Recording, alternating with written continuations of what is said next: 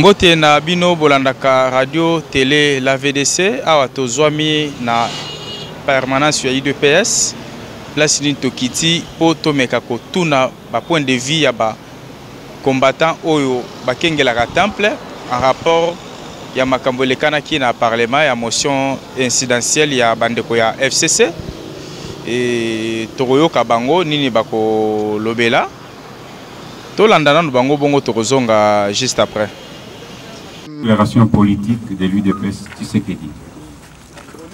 L'Union pour la démocratie et le progrès social, UDPS Tshisekedi en sigle, agissant par son organe de représentation, à savoir la présidence du parti, a tenu ce dimanche 9 juin 2019 à Kinshasa Limité une réunion extraordinaire de l'exécutif national du parti élargie au président des ligues des femmes et des jeunes, au président des fédérations de Kinshasa et d'ailleurs, présents dans la capitale, afin de se pencher sur la situation créée par les députés nationaux membres du Front commun pour le Congo, FCC en sigle, lors de la séance plénière de l'Assemblée nationale du vendredi 7 juin 2019, à travers une motion dite incidentielle de l'honorable Bindoulé relativement aux deux dernières ordonnances prises par le président de la République, son Excellence Félix-Antoine Tshisekedi Tshilombo. Après analyse minutieuse de la question, l'UDPS Tshisekedi constate et déclare ce qui suit. 1. La motion soulevée par l'honorable Bindoulé est une véritable œuvre diabolique conçue par la machine politique de l'ancien régime qui rêve et multiplie des stratégies visant à anéantir l'élan de changement intervenu au pays et porté par l'UDPS Tshisekedi et son autorité morale, à savoir son Excellence Félix-Antoine Tshisekedi Tshilombo, pour le bien-être du peuple congolais. 2. Cette motion, vraisemblablement initiée la nuit du jeudi 6 juin 2019 par les ténors du FCC, viole à plusieurs égards et à dessein les dispositions de la Constitution congolaise et celles du règlement intérieur de l'Assemblée nationale. En effet, il ressort de la lecture combinée des articles 77 et 91 de la Constitution que seul le gouvernement est politiquement responsable devant l'Assemblée nationale. En conséquence, les actes administratifs du président de la République, en l'espèce les ordonnances signées par lui, échappent au contrôle du Parlement et ne peuvent donner lieu à des débats au sein de l'Assemblée nationale, comme il en a été le cas le 7 juin dernier, au mépris total des dispositions de l'article 23 du règlement intérieur de l'Assemblée nationale. 3. À travers des propos désobligeants tenus à l'endroit du chef de l'État, la motion de ces députés nationaux FCC sous-traités semblait n'avoir eu pour but que de manipuler l'opinion publique contre la personne du président de la République. Ce qui justifie l'attitude de l'honorable Janine Mahabunda, présidente du bureau de l'Assemblée nationale, membre du FCC, qui a laissé les députés tenir des propos outrageants à l'endroit du président de la République sans pouvoir les rappeler à l'ordre ou interrompre le débat. 4.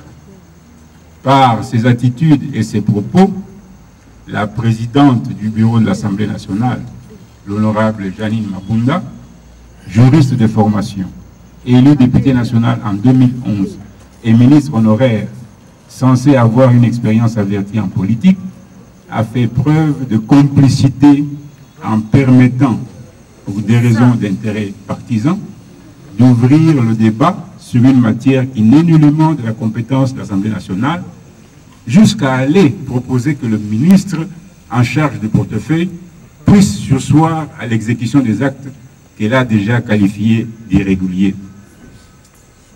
L'UDPS Tshisekedi rappelle à l'opinion tant nationale qu'internationale que dans une récente interview accordée à la radio France Internationale, RFI, Et répondant à la question du journaliste, l'honorable Janine Mabunda, élue présidente du bureau de l'Assemblée nationale, a tenu des propos annonçant la gestion conflictuelle par elle du quinquennat du président Félix-Antoine Tshisekedi, en affirmant que, par un exercice de contrôle démocratique, celui-ci pouvait être mis en accusation devant les instances judiciaires compétentes.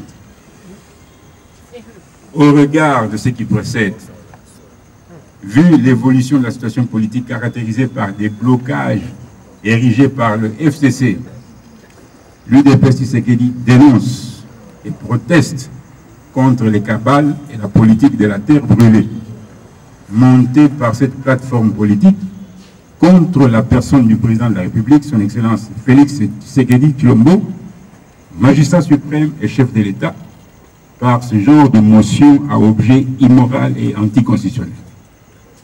L'UDPS Tshisekedi fait observer au FCC que la situation créée et laissée par eux est catastrophique pour l'ensemble du pays.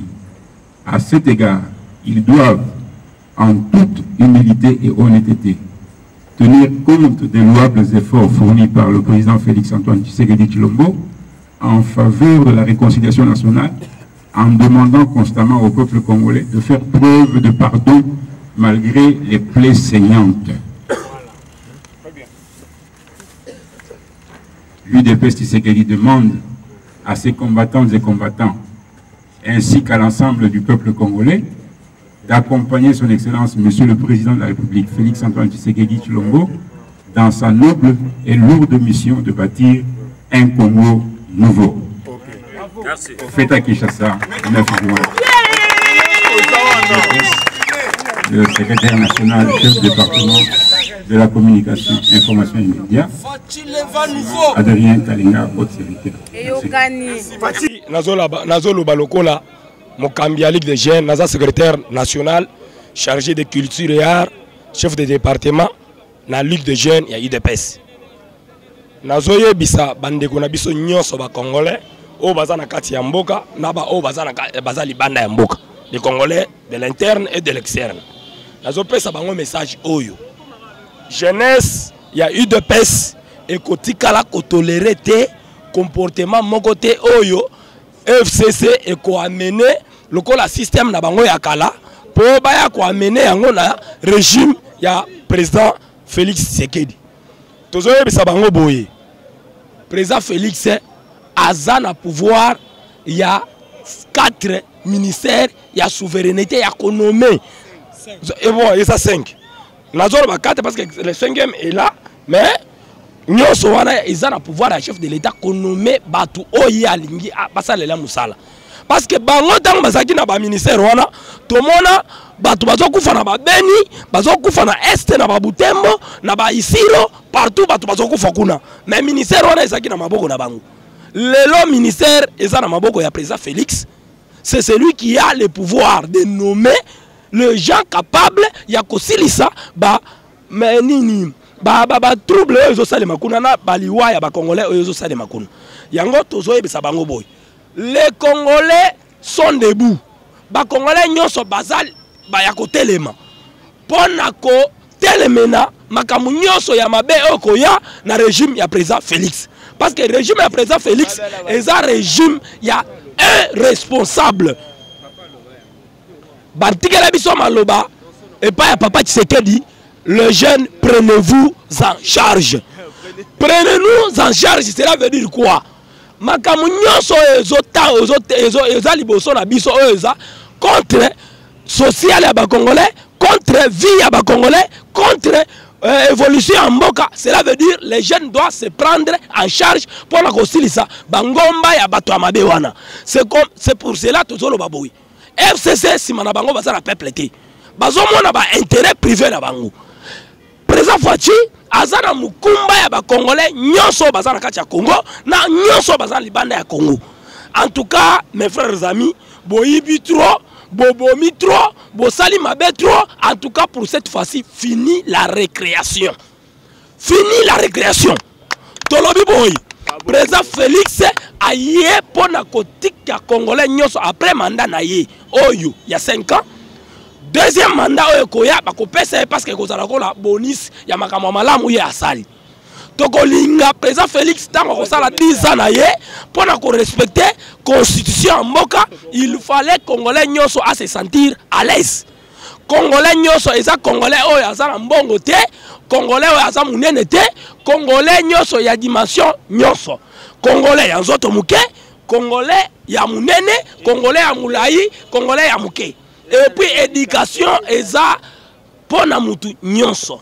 Yango tolobi en tout cas bandeko bazwa moi réserve tozwa na bango coalition mais tout moni bakomi ko déborder. En tout cas pona débordement wana tolobi na bango jeunesse ya IDPS ko se prendre en charge na comportement bango basali avant biso peut ko se prendre en charge na comportement na to répondre bango à la eno bango bazo la kisabiso to répondre bango yango bakomona nanu point muke tozotikela nanu secrétaire général Kabouya Loba après tu repères sa message na jeunesse biso to ba kambia ligue de jeunes ya UDPS to sukeli wana madame les journalistes maman makambo nandenge comité na ba niveau oyo moins rare mukie na rozonga sima président na biso Kibobo tonde muteleka ki makasi point biso base na makambo eleki na ndenge to landeli yango batu wana bazalaka déjà mitema mabe tozalaka na bango ça fait 18 ans awa to mona ya malamu o basalaka na peuple te mais zali na bolingo o ya président na biso akitisa biso motema alobi ke te botika to travailler na bango to yebi ndenge nini to kosala pour makambo ekende bien mais na moni na chance o président na biso apesaki bango ba moni netike biso na président na biso toza batu moko boye netike to lala na biso wana nga na bimi nanu na libanda nanu et pas président na biso na continent na monde na biso base soki base lelo avanda kimia alobaka te pona président na biso afandisa biso kimia alobi botika diplomatie eza ya ngai mais na makambo bango bakomi kosala lokwa bango bamonike biso base toza kimia tozoloba eloko te bayebake batumboli batu oyo balalaki biso tokoki kosangana bango ata mukolo moko te soki totali na ndenge batu bakufa na permanence oyo toza batu ya kovandisaka batu wana pene na biso te soki totali na 18 ans oyo tosali ndenge peuple ya kufi awa na babilongi mabe wana oyo bazala sima président toza batu ya kopesa bango lisusu chance teke ya kozalaka pembeni na biso mais na mawa wana ya président lokwa apesi bango chance bazoyoka te bayebake kala tro te combattant azolata manduki oyo alataka na 18 ans na 37 ans d'élite biso toyebi ndako pona mutu wana lobi na président ba makambo wana pona ngai na moniki atie kutu président te mais atie base nde lisu musapi na lisu pona o toucher fachi ezalo kwa neti ka o toucher biso base parce que base n'était d'esprit o biso to zakanango jamais yo mutu kutu obunda 37 ans d'élite te moyibi moko ya pamba oyibi mobomi oya pe kotelemela mutu aza maboko pembe donc bayeba yango bango balamusi biso sikoyo tokomi kotala bango olobi mabe pona fachi toye na ndaku na yo ata yo vandaka na se ya mai kombata pe afandaka na se ya mai soko vandaka likolo na mupepe kombata tozala ba kombata o pe bafandaka na mupepe kuna donc biso na bango coalition oyo bango basalaki wana ezaki ya président na biso na bango IDPS mais biso sikoyo ba kombata makambo ya coalition wana pona biso tomoni penake sans moko te Jean-Marc na makambo wana bango basanganaki en bloc sans que Jean-Marc ayeba daba bimisi yango mbala moko donc ku monter moko boy donc ba sutukisi yango ya ko sutukisa Jean-Marc a senti en rock monsieur mo donc likambo ngo bimika baboy daba tia Jean-Marc na kati ya makambo wana te donc aza innocent donc ayebi eloko moko te na kati ya makambo wana ezaki plan préparé na bango balingaki ba peser batala ndenge nini koningana mais nzambe aza munene likambo yango eleki ata mupepe kutu yokanaka dona ndenge evide kutu na bango moko ba sentir kutu donc ke biso toza ya nzambe tokosisa makambo na biso ya nzambe mais ngai kaka eloko nga na ola kaka bango ke bayeba ke combattant akolala lisusu te même na bémission même na parlement même wapi soki toyoki olobi kaka likambo ya fachi na ndenge ya mabe même na Sénat même wapi olobi kaka likambo ya fachi na ndenge ya mabe toza epa na yo na eloko moko na rappelé yo bapapa babundaki balembaki mwandambu po likambo oyo ya pouvoir oyo soko omoni IDPS azwi yango yo yoka balobaki Simon Kimbangu alobaka balobaka papa Diangenda alobaka balobaka bamindele basinyaka basignature mais base oyo yake ya turo nde babaki waya ya Simon Kimbangu ya Diangenda ya mundele base nde siko turo azotia tosaki défi omoni pe yango ekokisami devant la muka devant FCC bazaki na ba arme tozui fachi totie wana siko base yango solo ba ya kala ngo ya mikolo combien oya petit fachi pouvoir abuki bakutima Simon Kimbangu abuki ya Diangenda abuki ya mindele o France basangana na Belgique na États-Unis basigna babe jamais base wana abuki yango après lobiki o base ya kala biso base ya kala pour nous comprendre ngo ke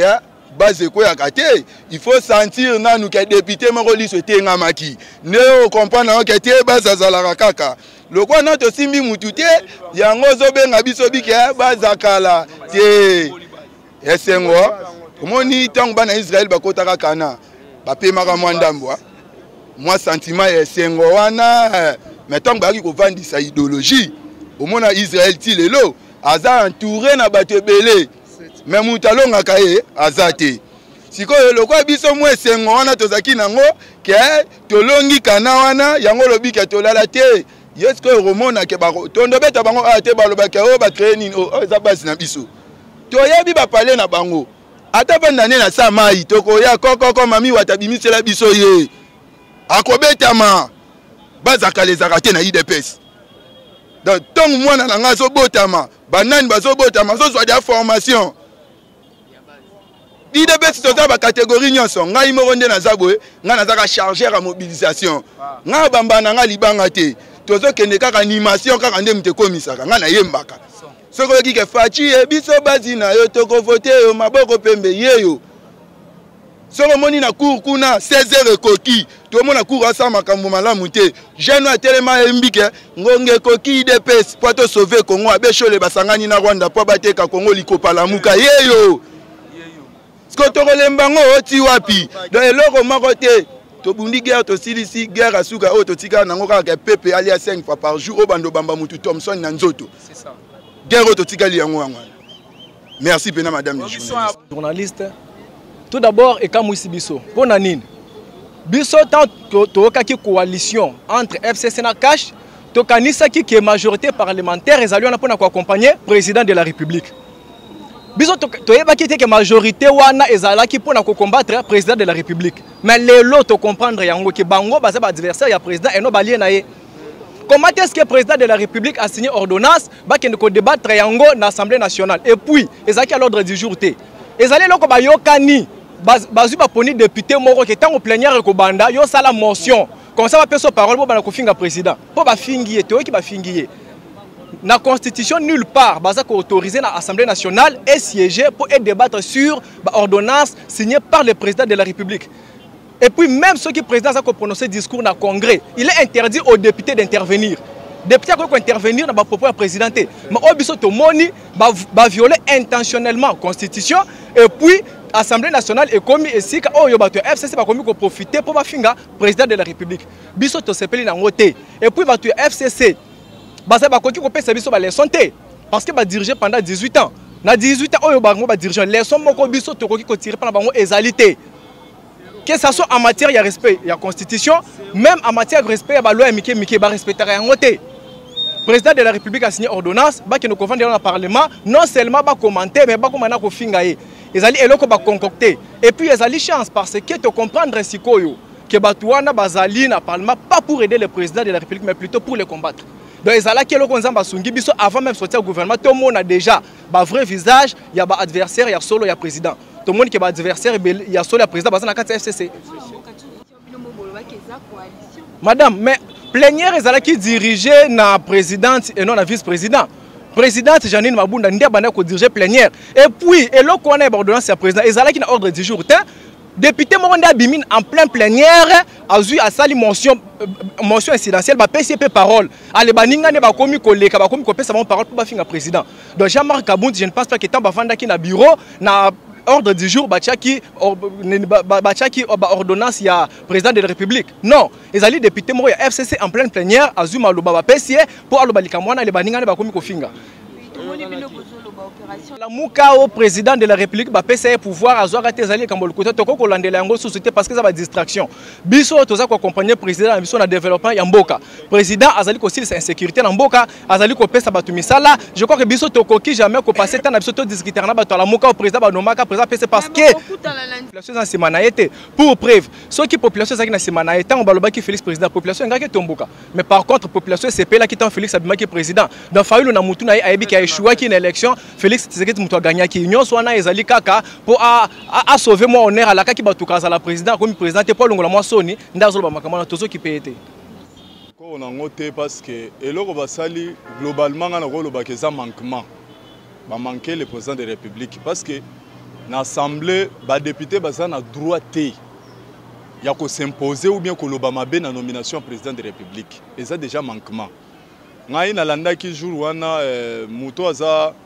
censé ceux qui sont membres, ceux qui sont lobby na 21h. Ceux professeurs, ceux qui sont la constitution. Le lobby est un faux débat. D'ailleurs, Félix a violé la constitution. Et puis il y a des députés qui ont une corruption, une légitimité dans le Parlement.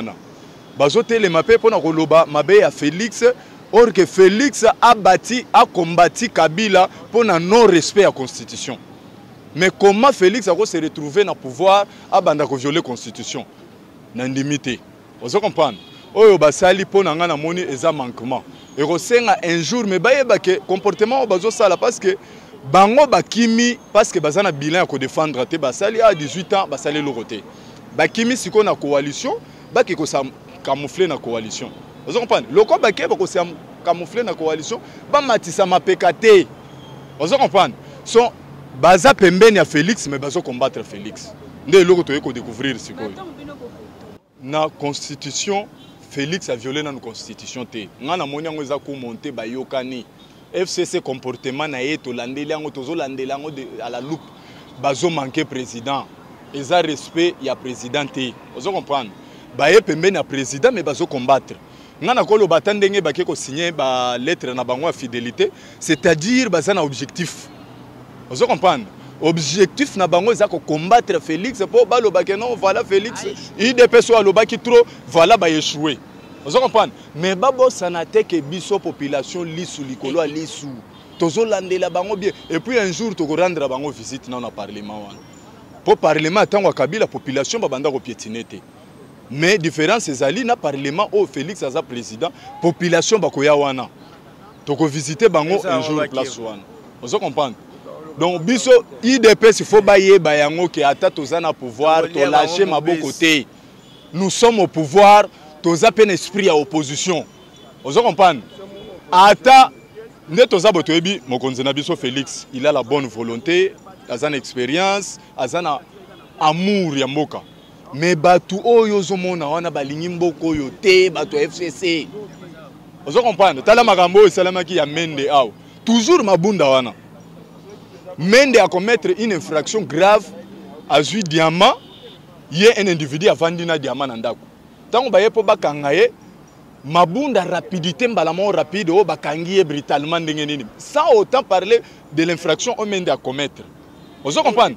Donc, tu comprends que FCC est un réseau mobimba. Bazo se protéger entre eux. Vous comprenez? Mais, biso population toko déboulonner bango. Vous comprenez? Tozana bango suivi. Nde baza boye ba kwei na faux pour IDP au pouvoir toko poursuivre bango jusqu'à na suka. Vous comprenez? Makambo question tuna kinde komoko awa pona makambo ya bato Fayulu ke balobi ke président na biso soki nommé soki ne bato ya Fayulu baza bato ba Holanda loyenge ba bandi politique sikana ba maîtriser te IDP biso to na ba notion ebele ya politique. Un ancien président a sololara toujours avec un nouveau président. Vous comprenez? Papa nangai wana eloko salami na pays du peuple ne balbaka kozanga koyeba ezali wa ndambu no koyeke bata FCC ne baganga wana baza mayele po baza bata maplo mora docteur 1 licencié en A. Donc on a une notion politique, bah on a ngoté. Dans la bonne facha beti bango, bah réagir en divagation. Comment les députés ont s'interféré dans l'acte posé par les chefs de l'État? Pourquoi le cours constitutionnel? Oh, la Constitution est claire. Le président de la République est irresponsable devant l'Assemblée nationale. C'est le Premier ministre qui répond. Le président doit répondre devant la Cour constitutionnelle. Mais Maramaoka, moi, Janine Mabound a fait une motion sur les ordonnances à la président de la République. Et par rapport à l'EPC, il y a Mayele, Batanga, Bazan expérience, Bazan expérience à Bouzoba. Parce que diplôme, c'est un papier, mais il faut pas ça en contenu. Donc vous comprenez, Batouana ou Babenga Batou, FCC, diplôme n'a pas fashion. Contenu 0. Pour eux, les députés, au côté de ma président de la République. Donc voilà en fait, on peut constater. Et puis, déborder trop. Bah le insanité. Mais sur les agis bango na régime na bango. Mais na minute ne ba kangi le peuple, ne ba député ba kangami. Mais comme les gars ils dépêchent, bano ba lité na lito ya Congo d'une façon pacifique et pour la valeur démocratique. Yango moni n'importe qui peut faire n'importe quoi. Mais liberté c'est la libertinage. Là où il y a la libertinage, il y a l'état de droit. Ni au-dessus de la loi. Donc, parce que biso doit partir à l'état de droit, il y a ma valeur. Donc, et là on a le goza na ngonga nango, oza na nkuku et bimina poissa. Donc, bata FCC, ba na ba maelete, ba bina ba politique té. Donc, boulouye que ezaki tout de Babel, FCC tout de Babel. Et mon année na bord oya ba ordonnance à Félix, président de la République, ba bimina bata fashion. Voilà.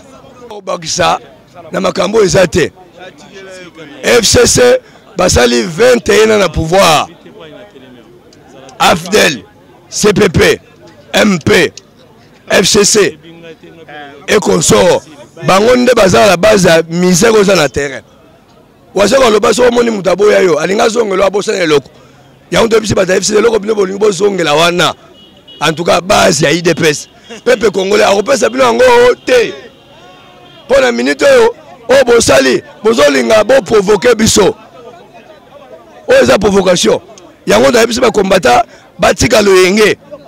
Bafuta ntaba bala yango na moto. Ba sala la réaction 2 jours après té. Réaction faisait la spontanée. Prochainement, n'enga Félix habito accompagner tous à la Ozagé. Totika ba information ezanga tina. Botika des zones à IDPS. Botika bansolo abato. Yo combattant landela makamba Félix. Félix a beau accompagner. 17 choses à la tête. 17 choses à la tête. FCC la partie politique, la plateforme. Quand l'on a des adversaires, il y a des maboko. Il y a un système à l'issue de l'année. Au tchèque, au salini, au tchèque. Dans le stade, combattant pas de réaction en retard. Il faut réaction coup sur coup. Pour autres, ça nous a distrait. Autres, on a permanent des distractions. Parce que si on a gagné, on a Boutouana, Magamongo, on a parlé du peuple, on a gagné son. Mais comme tu as dit, qui dit prochainement, tu as la Magama Félix. Tu as la Magama Félix. À venir, la chose à Félix. Parce que Félix a représenté IDPS. IDPS, tu as pour la Bitumboyo. Pendant 37 ans, tu as Koufa, tu as Zoka, tu as une cicatrice. Tu as l'ingate et Mouta Sarana pouvoir. Tu as l'ingate combattant IDPS, à Osarana IDPS. Pour ça, le combattant Moussa Joana n'a pas le yenge. Tu as le yenge. Si tu as habité Tuna. Si tu as habité la IDPS, Tuna. Pour la plupart, il y a 17 ans. Tant que tu as comme tu as pouvoir, tu as combattant. Tu as une distraction. Tu as une moutouté, il y a un IDPS, mais ça a discipliné. IDPS est quand même un batou, et puis il y a un mibé Konango. Tu es là pour aider les Congolais. Il y a un moment, mes chers amis, Augustin Lobi, tous là, n'est pas calme. Toi, jugé le côté. À ça, secrétaire général, tout ça y est. Voilà. Kolanda bongo ba réaction à Kanda. Moi, on a mon côté copé sa réaction à Kanda, donc basepeli te na oyo nyonso bandeko ya FCC basali bolandi bapropo na bango babiki nde bazotambola na bandoki bakanisaki basali coalition mais nzoka nde basali coalition na bandoki donc balobi kala mingi te bakobanda ko répondre bango bolandi ndenge nini moko na moko apesi point de vue na ye en rapport ya motion wana. Merci beaucoup botikala connecté vraiment na radio télévision la VDC depuis New York City awa tozwami en direct na Kinshasa. Merci na notre boss Mona Mboka Don Kayembe botikala bongo connecté tokutani bongo mbalasima.